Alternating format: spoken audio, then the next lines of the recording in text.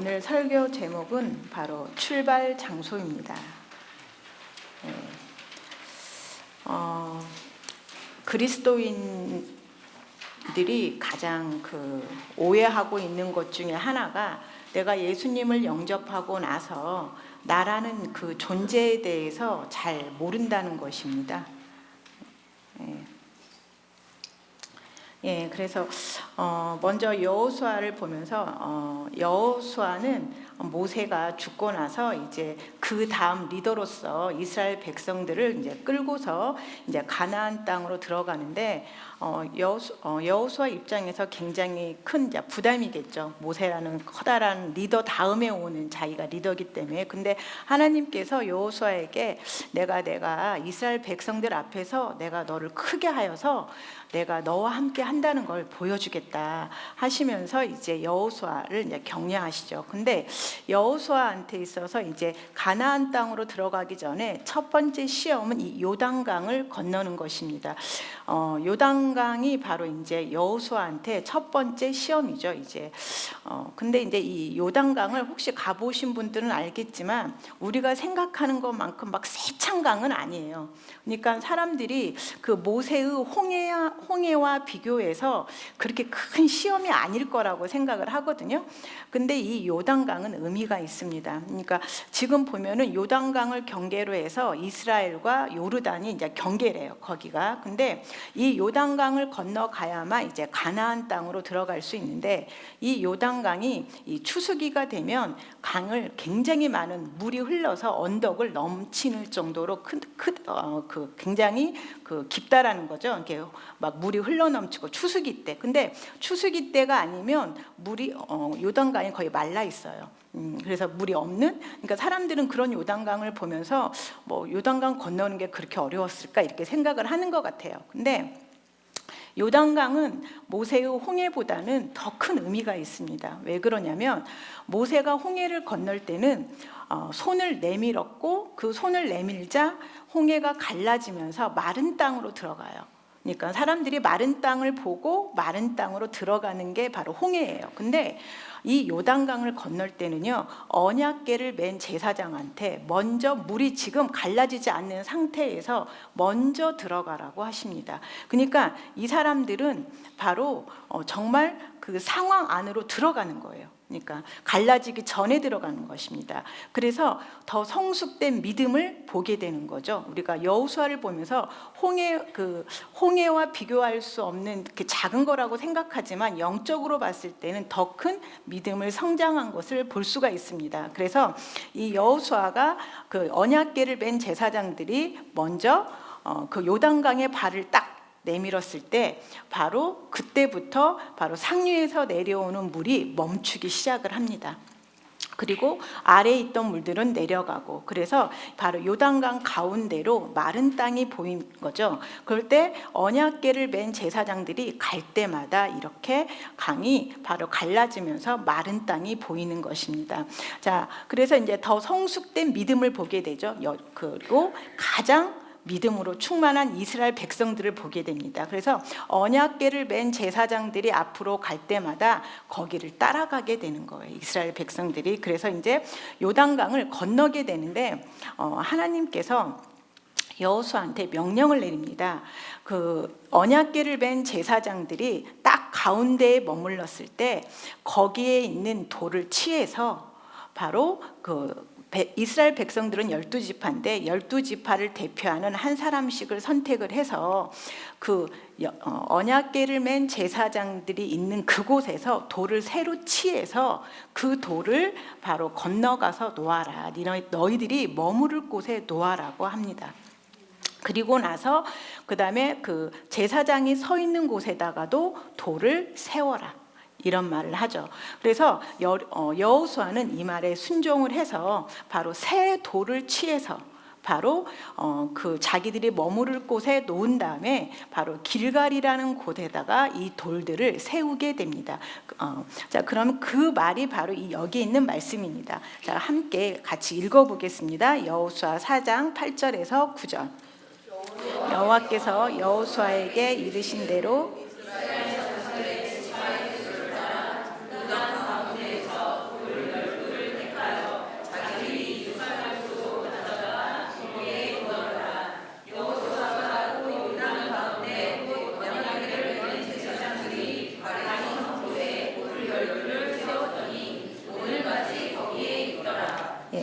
자, 여호수아 4장 20절은 여호수아가 요단에서 가져온 그 12돌을 길갈에 세웠다라고 합니다.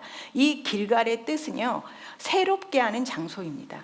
그리고 굴려보내는 거예요. 옛것들을 굴려보낸다는 뜻이 있습니다. 그리고 사무엘도 바로 나라를 세울 때, 사울왕을 세울 때 이 길갈로 가서 세웁니다. 그래서 이 길갈이라는 장소의 뜻은 옛것을 굴려보낸다, 이런 뜻이 있고, 새롭게 시작하는 장소가 바로 이 길갈입니다. 그러니까 바로 과거를 굴려보내고 바로 새롭게 시작하는 장소.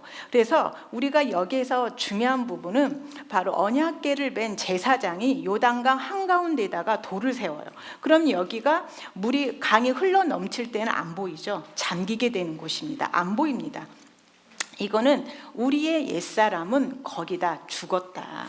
그러니까 우리의 옛사람은 죽고 거기서 다시 새 돌을 취해서, 옛날 것이 아니라 새 돌을, 거기 제사장이 서 있는 그곳에 있는 새 돌을 취해서 길갈에 세우는 걸 의미하는 겁니다. 즉 이거는 새로운 탄생을 알려주고 있는 곳이에요, 이 길갈이라는 곳은. 그래서 우리가 오늘 제가 설교하는 가장 중요한 그 핵심은 여러분의 옛사람은 없어졌다는 것입니다.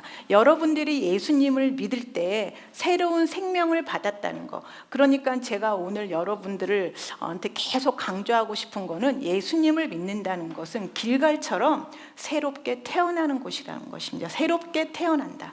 내가 예수님을 믿을 때 나는 새롭게 태어나는 거. 근데 새롭게 태어나는 건 우리가 보통 많은 사람들이 옛사람의 연장이라고 생각해요. 그냥 고쳐 쓴다고 생각해요. 예수님을 믿는다는 게 뭘 의미하냐면 그냥 조금 도움받는 거, 혹은 약간 고쳐 쓰는 거. 근데 그런 의미가 아니라 옛사람은 바로 요단강에다 묻었던 것처럼 옛사람은 없어지고 바로 길갈에 새 돌을 세웠던 것처럼 새 사람으로 태어나는 게 바로 예수님을 믿는 거다. 이게 바로 새로운 탄생이다, 이겁니다.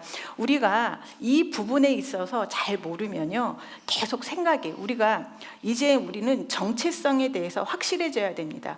우리가 정체성에 대해서 부족하기 때문에 바로 계속 흔들리는 거죠. 요즘에 보면은 그 어떤 분이 그 미국 대학을 갔는데 그 성난을 쓰는 게 있대요. 근데 성난이 100 몇 개가 있다고 합니다. 그러니까 여자 남자만 있는 게 아니고 뭐 작년에는 80 몇 개 있는데 뭐 올해 보니까 100 몇 개가 되었더라. 왜 그러냐면 자기가 여자인지 남자인지 모르기 때문에 내 기분대로, 내가 오늘 여자이면 오늘은 여자 같아, 그럼 여자야. 근데 또 내일은 남자 같아, 그럼 남자야. 그러니까 어떤 성이 나왔냐면 오늘은 여자였다가 내일은 남자였다, 이런 성이 있다는 겁니다. 이건 바로 뭘 의미할까요? 내 생각이 왕이 되어서 내 정체성이 여자라는 게 확실한 게 있다면 이상한 생각이 들어도 왜 이래? 하면서 거절할 수 있잖아요. 근데 여기가 확실하지 않기 때문에 내 생각이 너무 중요해져서 내가 왜 이럴까? 나는 여자이고 남자인가 봐. 이렇게 이상한 정체성에 혼란이 오게 되는 것입니다. 그래서 이 그리스도인도 마찬가지입니다. 이 정체성이 확실하게 되지 않는다면 여러분들은 여러분 생각에다가 여러분의 인생을 맡기게 돼서 혼란이 오게 됩니다. 그래서 성경은 끊임없이 우리들의 정체성에 대해서 말해주는 것입니다. 그래서 제가 오늘 여러분들이 다시 태어났다는 것을 계속 말할 거예요. 이거는 정말 저도 말씀을 계속 많이 보지만 항상 이곳으로 갑니다. 내가 다시 태어났다는 거에 대해서. 왜냐하면 이것이 흔들릴 때 우리는 항상 생각과 내 마음은 왕이 돼버리고 내가 바로 내 마음을 모시게 되죠, 우리가. 하지만 정체성이 확실하다면 우리는 마음을 거절할 수 있습니다. 그래서 바로 이 정체성, 그래서 새로운 탄생입니다. 그리스도인이 된다는 것은 새로운 탄생이라는 것, 즉 새 생명으로 다시 태어나는 것입니다. 옛사람이 다시 태어나는 것이 아니라 새 사람으로, 새 생명으로 태어나는 것입니다. 그래서 바로 첫 번째 요한복음 3장 3절을 보면 예수께서 대답하여 이르시되 진실로 진실로 내게 이르노니 사람이 거듭나지 아니하면 하나님의 나라를 볼 수 없다. 자, 첫 번째 스타트는 바로 거듭남입니다. 자, 다시 태어나야 돼. 자, 그리스도인이 된다는 것은 거듭나는 것입니다. 다시 태어나는 것입니다. 자, 교회를 다니는 것이 그리스도인이 아닙니다. 너 다시 태어났니? 다시 태어났니? 이것입니다. 이게 거듭나는 것입니다. 그런데 거듭난다는 것은 바로 뭘 의미하냐면 새 생명으로 태어나는 것입니다. 새 생명.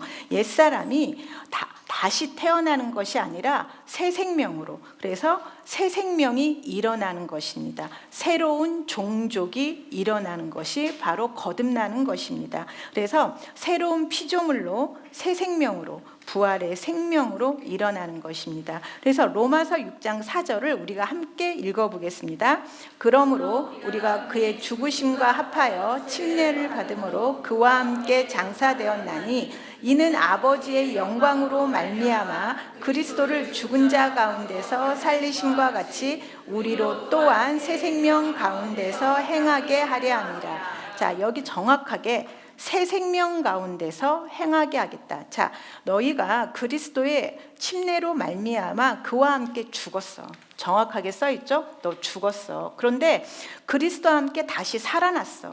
그런데 어떻게 살아났냐면 새 생명으로 살아났어라고 말을 하는 것입니다. 그러니까 우리가 예수님을 믿을 때 그리스도와 함께 죽었는데 다시 살아났다. 그런데 살아났는데 어떻게 살아났냐면 새 생명으로 살아났다는 겁니다. 이 말씀을 개념으로 받아들이시는 게 아니라 실제로 받아들이셔야 됩니다. 그래서 내가 예수님을 믿었다는 것은 새 생명을 받았구나. 근데 그럼 이 새 생명은 옛날에 내가 가지고 있던 생명과 어떤 차이점이 있지? 이렇게 의문이 되는 것입니다. 그래서 우리는 새 생명 가운데서 행한다. 자, 그다음에 로마서 6장 1절. 자, 우리가 알거니와 우리의 옛사람이 예수와 함께 십자가에 못 박힌 것은, 자, 여러분들 옛사람이 죽었다고 지금 말하고 있습니다. 옛사람이 죽었는데 그 옛사람이 뭐였냐면 죄의 몸, 죄를 가진 몸이 죽었다. 그래서 이제 너희는 죄가 없어. 그래서 너희는 더 이상 죄에게 종노릇할 필요가 없어. 이렇게 말하고 있는 것입니다. 자, 그 다음에 요한일서 5장 11절, 12절 보면 또 증거는 이것이니 하나님이 우리에게 영생을 주신 것과 이 생명이 그의 아들 안에 있는 그것이니라. 아들이 있는 자에게는 생명이 있고 하나님의 아들이 없는 자에게는 생명이 없느니라. 자, 여기 굉장히 중요한 말이 있죠. 자, 우리 다 살아있는데 하나님의 아들이 없는 자에게는 생명이 없다고 말하고 있습니다. 이상한 말을 하죠.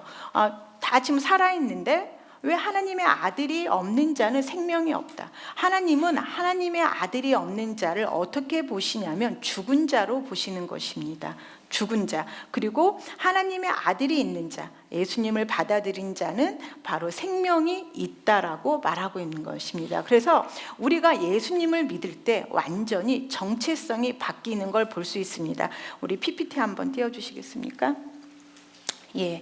자, 골로새서 2장 11절, 12절. 자, 여기서 보면, 자, 그리스도의 할례를 받았는데 할례를 받은 것은 육의 몸을 벗는 거다. 이렇게 말하고 있습니다. 그 다음에 여기 보면, 자, 너희가 침례로 그리스도와 함께 장사되었어. 죽었어. 장사되었다는 게 뭐죠? 무덤에 묻히는 것입니다. 그러니까 몸이 지금 무덤에 있는 의미예요. 그래서 우리가 예수님을 믿을 때 너는 죽었어. 그런데 그를 죽은 자들로부터 살리신 역사를 믿음으로 말미암아 너는 그리스도와 함께 살아났어. 이렇게 말하고 있습니다. 그 다음 PPT 띄워주시겠습니까? 자, 여기를 같이 한번 읽어보겠습니다. 그는 허물러 죄로 죽었던 너희를 살리셨도다. 허물러 죽은 우리를 그리스도와 함께 살리셨고 또한 함께 일으키사 그리스도 예수 안에서 함께 하늘에 앉히시니 또 범죄와 육체의 부활대로 죽었던 너희를 하나님이 그와 함께 살리시고 우리의 모든 죄를 사하시고. 자, 여러분들 죽은 적 없죠?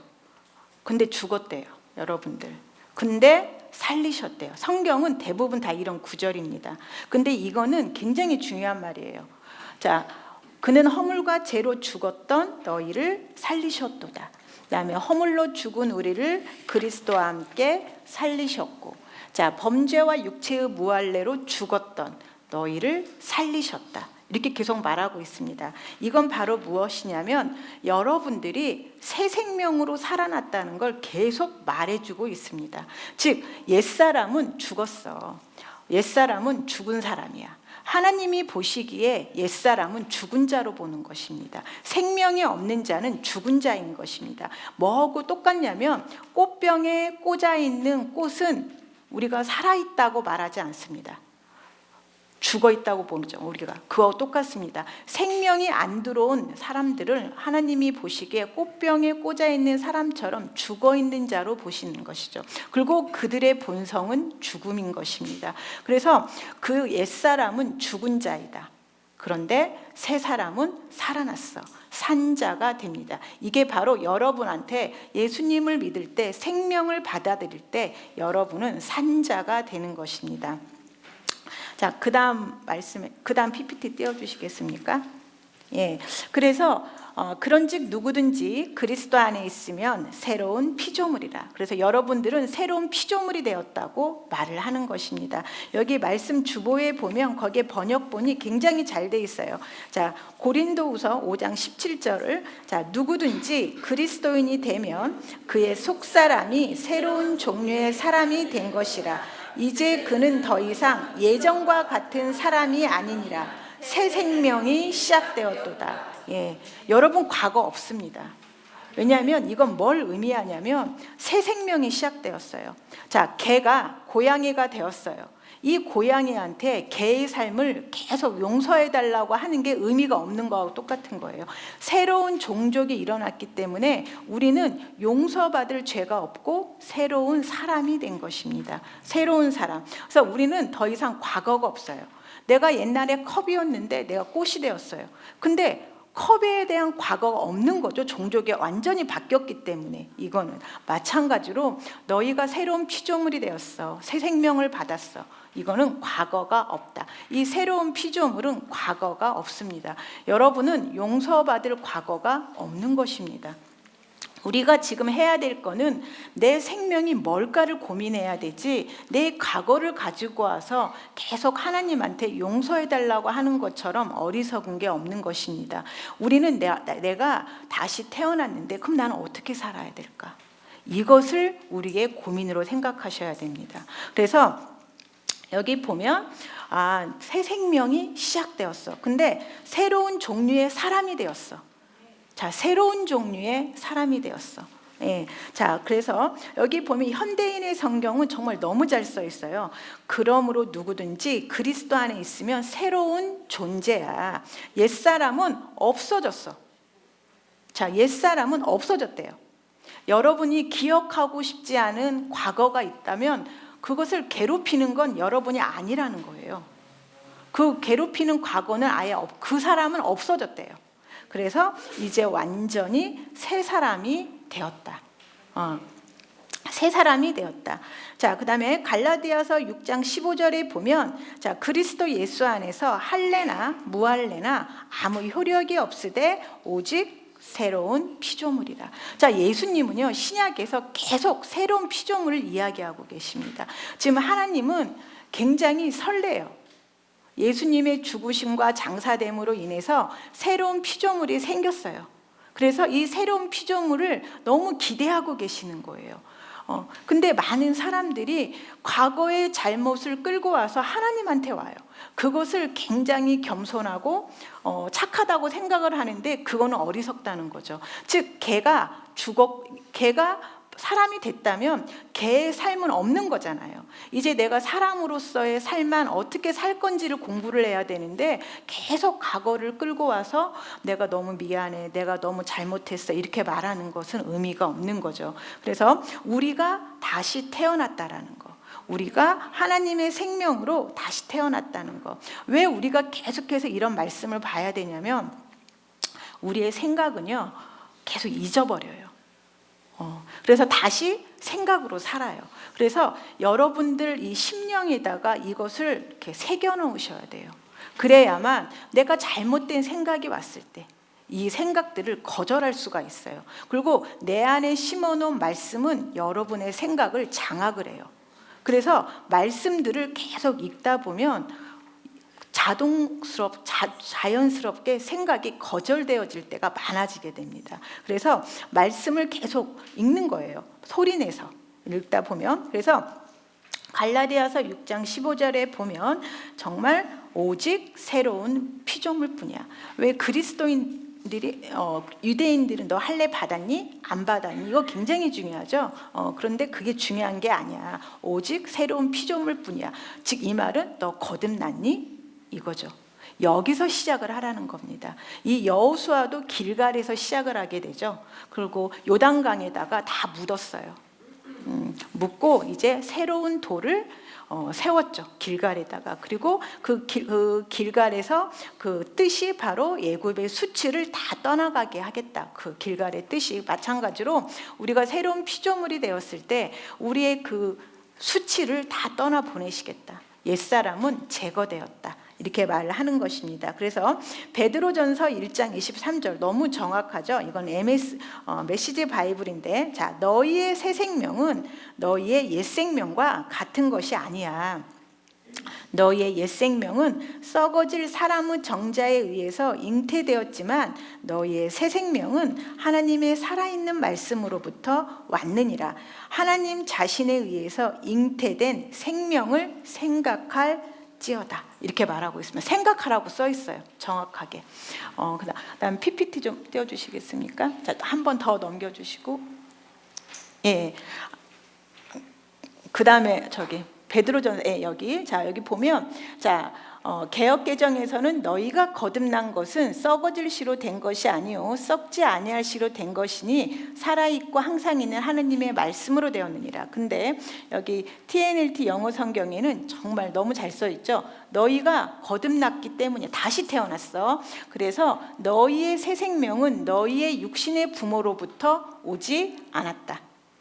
그래서 이는 그들이 너희에게 주었던 생명은 멸망할 것이기 때문이라. 그래서 여러분이 예수님을 영접할 때의 새 생명은 여러분의 육신의 부모가 준 생명이 아니라고 분명히 써 있습니다. 왜냐하면 육신이 주신 부모의 생명은 멸망할 거기 때문이다. 왜냐하면 그 생명은 아까도 말했지만 바로 죽은 생명이었죠. 죽은 거. 그래서 아플 수밖에 없었고 실패할 수밖에 없었고 가난할 수밖에 없었고 미워할 수밖에 없었던 그 생명은 없어지고 새 생명으로 다시 태어났어. 그래서 너희 안에는 바로 유전자가 바뀌었어. 새로운 생명이 있어. 그래서 너희들은 아플 수 없는 거야. 너희들은 실패할 수 없는 거야. 너희는 가난할 수 없는 거야 라고 계속해서 말하고 있는 것입니다. 자, 그래서 여기 PPT 아까 요한일서 2장 25절 좀 띄워주시겠습니까? 자, 그래서 우리에게 약속하신 약속이 이것이니 영원한 생명이라.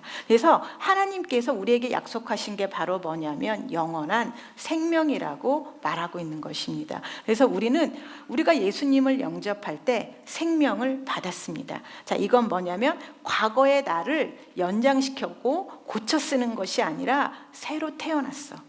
새로 태어났어.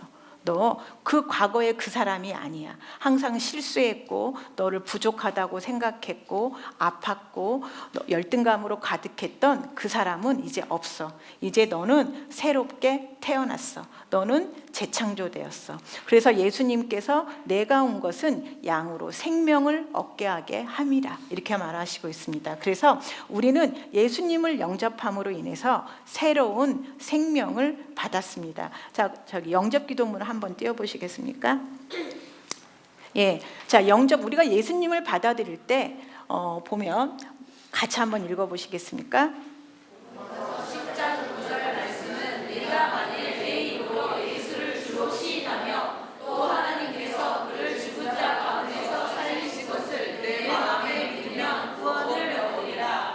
예, 여기 보면 우리가 영접할 때 딱 하나 믿게 되죠. 내가 만일 내 입으로 예수를 주로 시인하고 하나님께서 그를 죽은 자 가운데서 살리신 걸 믿을 때, 죽은 걸 믿는 게 아니에요. 살리신 걸 믿습니다.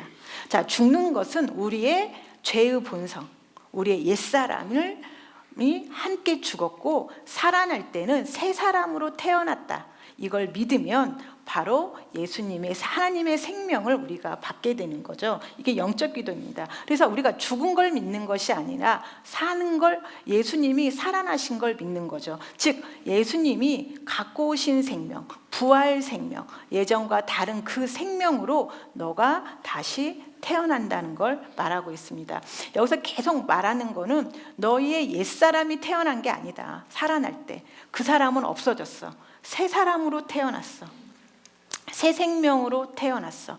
너가 예수님을 영접할 때 그 옛사람은 없어졌어. 그 옛날의 본성이 새로운 본성으로 교체되었어. 이제 너 안에 있는 생명은 바로 하나님의 DNA가 있는 거야. 이렇게 말하고 있는 것입니다. 자, 그래서 우리는 이제 하나님의 생명을 가진 자입니다. 자, 하나님의 생명을 가진 자예요. 자, 그래서 우리가 누구인지 압니다. 우리의 옛사람 죽었어요. 부족하고 실패했고 아팠던 그 사람 없어졌어요. 누군가를 미워하고 증오하는 게 습관이었던 그 사람은 없어졌어요. 나는 이제 하나님의 생명으로 다시 태어난 새로운 사람이라는 거죠. 이게 우리의 정체성이 돼야 돼요. 내가 힘들 때, 어려울 때 이 정체성이 확실한 사람들은 상황을 보고 나를 생각했던 그 생각을 거절할 수 있어요. 사람들은 우리를 알려주잖아요. 너 원래 그런 사람이잖아. 약속 안 지키잖아. 너 항상 그러잖아. 이렇게 말하잖아요. 근데 우리가 그것을 받아들이는 것이 아니라 아니야. 나는 새 생명으로 다시 태어났어. 그런데 내 안에 있는 생명은 탁월한 생명이고 하나님의 생명이고 하나님의 유전자가 있어. 그래서 나는 약속을 잘 지키고 나는 실패할 수 없고 나는 강한 자, 이렇게 생각을 바꿔나가셔야 돼요. 네. 그냥 생각이 드는 대로 생각하는 게 아니죠. 그래서 두 번째, 나는 하나님의 생명을 가진 자입니다.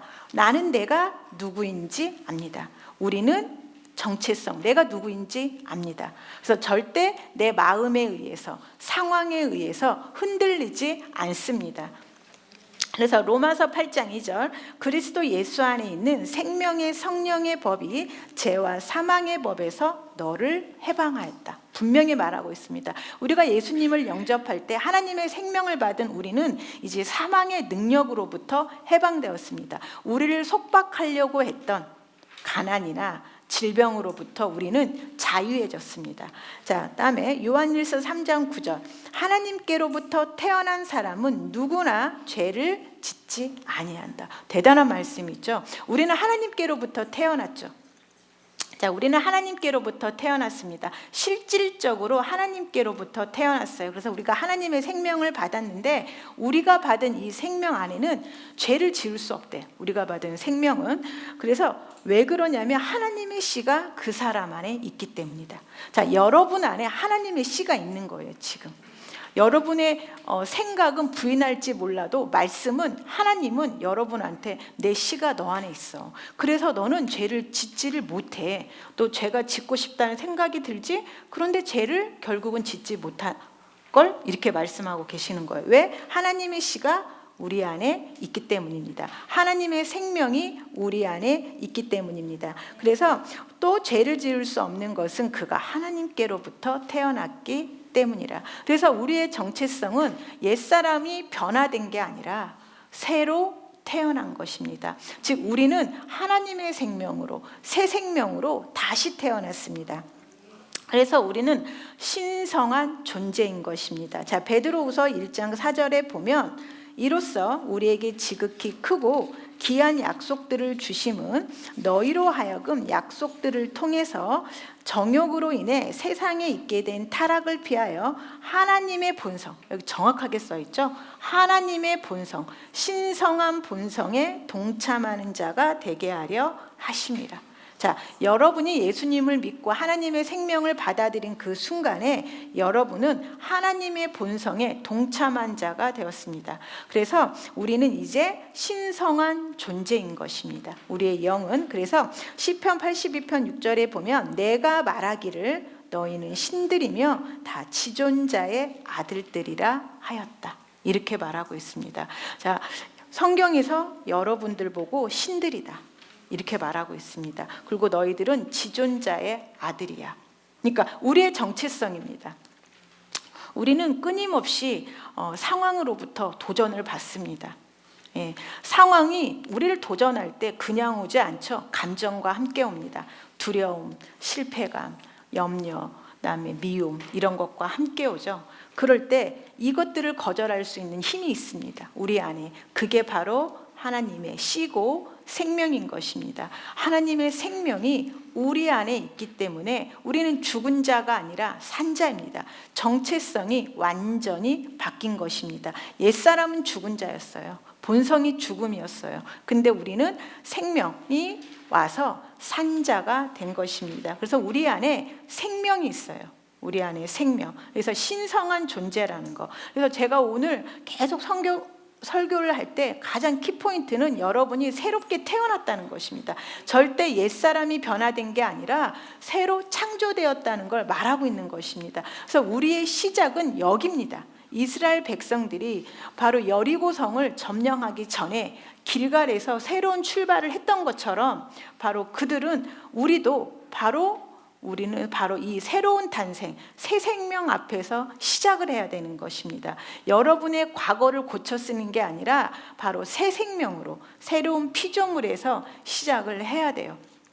그래서 우리는 새로운 피조물이다. 우리는 신성한 존재이다라는 거. 그래서 하나님의 생명이 내 안에 있다라는 거. 그래서 나는 죄를 지을 수 없다라는 거. 하나님의 생명이 내 안에 있기 때문에 나는 절대 죄를 지을 수 없는 존재가 되었다는 거. 그래서 나는 재창조되었다는 거. 다시 태어났다라는 거. 본성이 바뀌었다라는 거. 이것들이 여러분의 심령에다가 새겨 놓으세요. 그러면 여러분들은 이 땅에서 살 때 정말 아름답고 탁월하고 그다음에 고난이 고난처럼 느껴지지 않을 것입니다. 사실 고난이 힘든 이유는 고난처럼 느껴지기 때문에 힘들잖아요. 근데 고난이 힘들게 안 느껴지면 고난이 아니죠. 정말 고난을 볼 때 그 감정 그대로 느끼는 게 힘든 거잖아요. 근데 고난이 고난처럼 느껴지지 않게 되는 지점이 있습니다. 그것이 바로 안식의 장소죠. 우리의 바로. 그래서 우리의 새로운 피조물은 새 생명으로 태어났다는 거. 근데 그 길갈에서 돌을 세운 다음에 이들의 첫 번째 전투가 뭐였냐면 여리고성이었어요. 그래서 이 여호수아는 자기 나름대로 여리고를 정복하기 위해서 막 연습을 하죠. 근데 여기서 여호와의 군대 대장이라고 하는 성령님을 만나게 됩니다. 여호수아는 자기 나름대로 굉장히 준비를 해서 지금 여리고성을 정복하려고 갔는데 여호와의 군대 대장이 성령님이 나와서 이상한 방법을 제시합니다. 즉 여러분들이 생각하는 방식으로 여러분의 고난을 정복하는 게 아니고 바로 성령님과 만나서 성령님이 여러분들한테 예상하지 못한 지략을 주시는 것입니다. 그래서 그 지략으로 여러분의 여리고성을 무너뜨리는데 여리고성은 저절로 싹 무너지게 되어 있습니다. 이렇게 돌멩이가 빠지고 이러는 게 아니라 여리고성 자체가 무너져 버리죠. 그냥. 그래서 여러분들이 지금 생각하는 여리고성이 곧 무너질 것입니다. 근데 여리고성이 무너질 때는 신뢰가 있어야 되죠. 성령님과 내가 새로운 피조물이라는 거. 그래서 바로 우리가 새로운 피조물이고 성령님이 나와 함께 한다라는 걸 믿고 그 다음에 상황에 끌려가지 않고 내 자리에 있을 때. 그런데 가장 기본은 바로 내가 새로운 피조물이라는 것입니다. 내가 다시 태어났다는 거. 그래서 나의 과거는 그리스도와 함께 십자가에 못 박혀 죽었다라는 거. 그래서 모든 실패, 약함, 패배 이것들은 다 십자가에서 죽었다.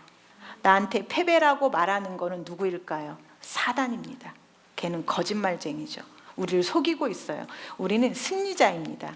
우리는 승리자. 그래서 우리는 신성한 존재이다라는 거. 그래서 결론 뭘까요? 여러분들은 강하고 담대할 수 있는 것입니다.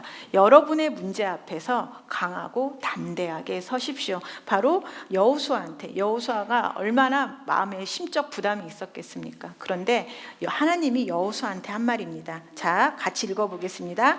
내가 내게 명령한 것이 아니냐. 강하고 담대하라.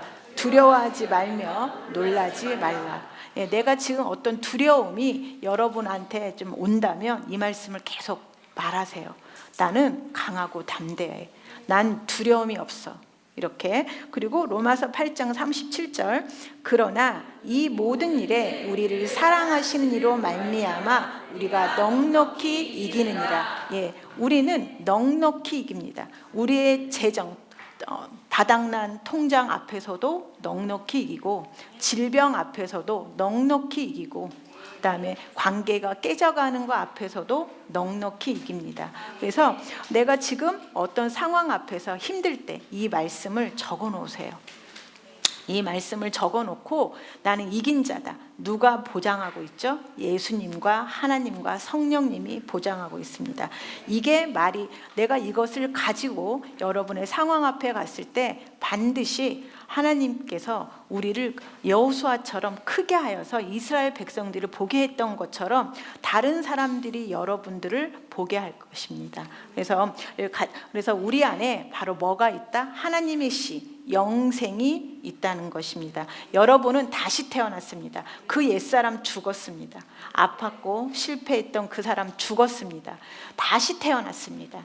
다시 태어났고 새 생명으로 다시 태어났습니다. 그 새 생명으로 다시 태어난 새로운 피조물을 보십시오. 그래서 우리 안에 뭐가 있다고요? 영생, 새 생명이 있습니다. 여기 그 영생 좀 떼어줘. 그다음에 자 그래서 우리가 새로운 피조물 고백집 할 이 고백 정말 많이 하죠. 그런데 우리가 오늘 이 설교한 것처럼 여기가 바로 여러분들의 출발 장소입니다. 여기에 도달하려고 하는 게 아니에요. 여기가 바로 우리의 출발 장소이고 시작점이고입니다. 그래서 우리 함께 여기를 읽고 마무리하겠습니다. 자, 그리스도인인 나는 영생을 가지고 있습니다. 하나님이 세상을 이처럼 사랑하사 독생자를 주셨으니 이는 그를 믿는 자마다 멸망하지 않고 영생을 얻게 하려 하심이라. 그 안에 생명이 있었으니 이 생명은 사람들의 빛이라. 오직 이것을 기록함은 너희로 예수께서 하나님의 아들 그리스도이심을 믿게 하려 하며 또 너희로 믿고 그 이름을 힘입어 생명을 얻게 하려 함이라. 증거는 이것이니 하나님이 우리에게 영생을 주신 것과 이 생명이 그의 아들 안에 있는 그것이니라. 아들이 있는 자에게는 생명이 있고 하나님의 아들이 없는 자에게는 생명이 없느니라. 자, 여기는 같이 이제 고백을 하는데 지금까지 계속 생명이 우리 안에 있다라는 거. 이것이 진리입니다. 이것이 실제이고 그래서 우리 안에 하나님의 생명이 있습니다. 그래서 생명이 있기 때문에 우리 몸에 질병과 연약함은 머물러 있을 수 없는 것입니다. 예, 우리의 몸에 실패가 없는 것입니다. 자, 같이 고백하겠습니다. 나는 영생을 가진 자입니다. 영생은 하나님의 생명이며 내가 예수님을 영접할 때 이 영생은 내 안에 주어졌습니다. 이 조의 생명은 내 영에 가득합니다. 이 조의 생명은 내 몸에 가득합니다. 이 조의 생명은 내 육체에 가득합니다. 이 조의 생명은 생명을 주는 영입니다. 그러므로 어떤 질병도 내 몸에 머무를 수 없습니다. 모든 연약함과 질병은 견디지 못하고 떠나갑니다. 내가 마음에 들지 않는 환경을 만나면 나는 믿음으로 선언함으로 상황을 변화시킵니다. 내가 주의 생명 안에서 믿음으로 선언하면 상황은 변화될 수밖에 없습니다. 예, 우리는 새 생명을 가진 재창조된 새로운 피조물입니다.